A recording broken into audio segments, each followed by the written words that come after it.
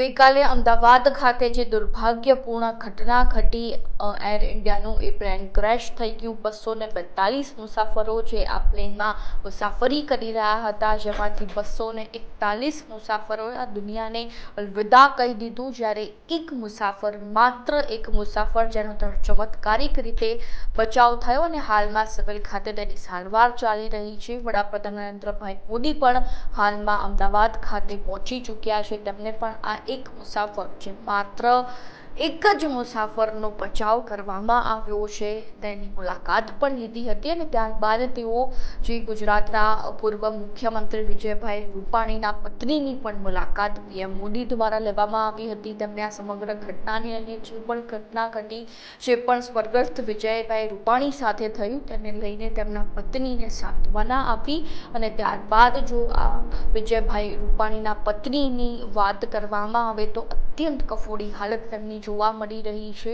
અને અત્યંત તેઓ દુઃખી જોવા મળી રહ્યા છે, ધ્રુસકે રડી રહ્યા છે। ક્યાંક આપણે તેમનું દુઃખ જે છે તે વિચારી પણ ન શકીએ, એટલા હદ સુધીનો મુશ્કેલીનો આપ તેમના ઉપર તૂટી પડ્યો છે, કારણ કે વિચાર્યું પણ ન હોય અને એવું અચાનક આવી પરિસ્થિતિ આવીને ઊભી રહે તો કોઈ પણ વ્યક્તિને કેટલું દુઃખ થાય એ આપણે પણ ન વિચારી શકીએ। જે રીતે તેમના દ્રશ્યો સામે આવ્યા છે, તેઓ ધ્રુસકે રડી રહ્યા છે। આપણને પણ એ દ્રશ્યો જોઈને એક મિનિટ માટે દુઃખ થઈ જાય કે આટલી મોટી મુશ્કેલી તેમના માથે આવીને ઊભી છે। તો પહેલાં આપણે એ દ્રશ્યો જોઈ લઈએ, જેમાં સ્વર્ગસ્થ વિજયભાઈ રૂપાણીના પત્ની જ્યારે અમદાવાદ ખાતે પહોંચે છે।